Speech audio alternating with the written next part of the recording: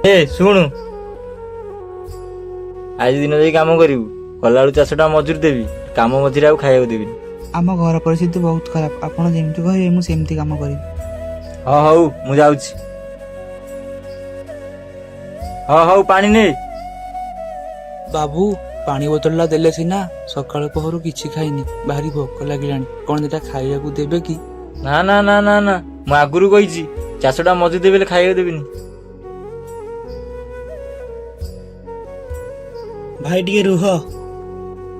ଭୋକିଲା ମଣିଷ ନ ଖାଇ କେମିତି କାମ କରିବ?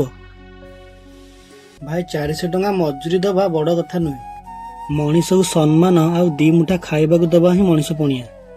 ହଉ ଭାଇ, ମୋର ଭୁଲ ହେଇଗଲା, ପ୍ରତି ମାସ କଣ ଦିଟା ଖାଇନିଅ, ତାପରେ କାମ କରିବି। ଧନ୍ୟବାଦ ବାବୁ, ଆପଣ ମୋର ସମ୍ମାନ ରଖିଲେ।